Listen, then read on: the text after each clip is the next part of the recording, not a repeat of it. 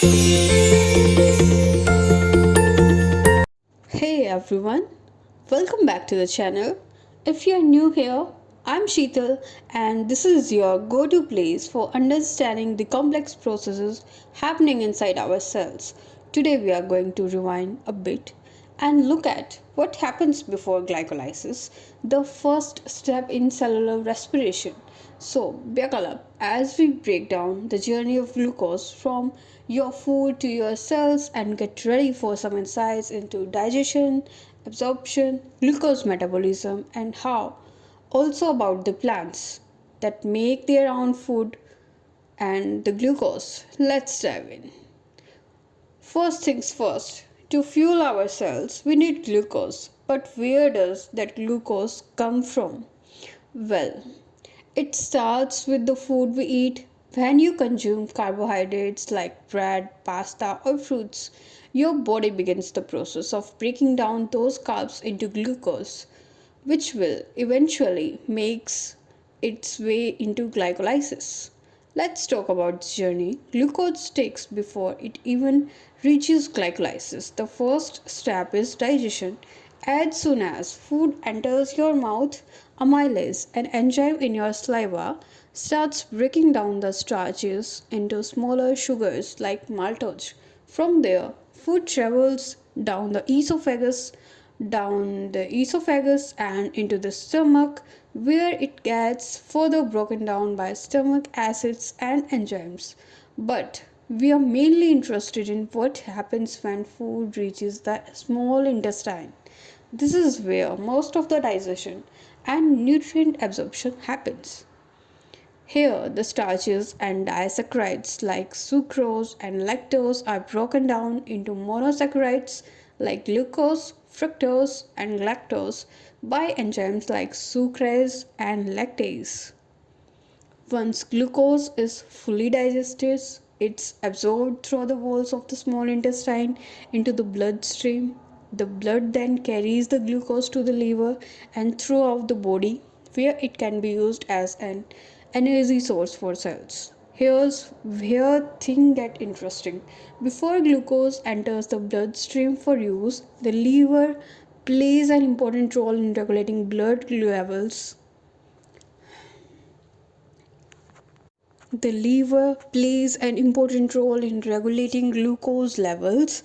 It stores glucose as glycogen when there's excess glucose and releases it back into the bloodstream when blood sugar levels are low. This process is essential for maintaining homeostasis, keeping your blood sugar levels stable. Now, glucose is ready to make its way to the cells, where the real action begins. But before glucose can enter the glycolysis pathway, the cells needs to make sure it's ready to process it. To get into the cell, glucose needs help from a special protein channel called a glucose transporter known as the GLUT. This transporter is embedded in the cell membrane and helps glucose move into the cell by facilitated diffusion. Once inside the cell, glucose can then be metabolized for energy. Once glucose enters the cell, it doesn't just float around waiting for things to happen. The first thing it undergoes is a process called phosphorylation.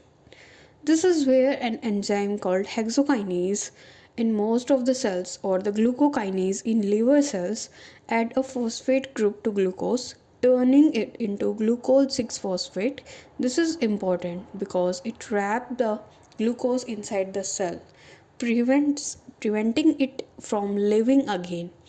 It also marks the beginning of the glycolysis pathway. Now you might be wondering, what about plants? How do they get glucose and how does it relate to what we just talked about? Well, plants make their own glucose through a process called photosynthesis. This happens in the chloroplast of the plant cell, mainly in the leaves. Plants use sunlight, carbon dioxide, and water to produce glucose and oxygen. During photosynthesis, energy from the sun is captured by the chlorophyll and used to turn carbon dioxide from the air and water from the soil into glucose. This glucose is used as an energy source for the plant itself or stored as starch in roots, stem, and leaves. So, while we break down food to get glucose, plants produce it themselves. Just like animals, plants also use glucose for energy. It's used in cellular respiration just like in animals, but plants also have the ability to store it as starch for later use. This glucose can be converted into other forms like cellulose, which is vital for building the plant structure. So, to summarize, before glucose even enters glycolysis, it must go through a few key steps: digestion, breaking down carbohydrate into food, then into the glucose, absorption. A glucose enters the bloodstream through the small intestine. Third is the liver regulation. The liver stores and releases glucose to maintain stable blood sugar levels. Cellular entry. Glucose enters the cell through transporters and is phosphorylated to glucose 6 phosphate, marking the start of glycolysis. Next is the photosynthesis in plants.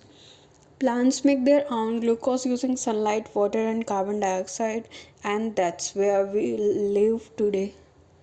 In the next video, we will dive into glycolysis itself, breaking down how glucose gets converted into energy for your cells. If you found this video helpful, make sure to give it a thumbs up, subscribe, and hit that bell so you don't miss the next part of our journey through cellular respiration. Drop your questions or thoughts in the comments below and let me know if you want to explore more topics like this. Thanks for watching, and I will see you in the next video.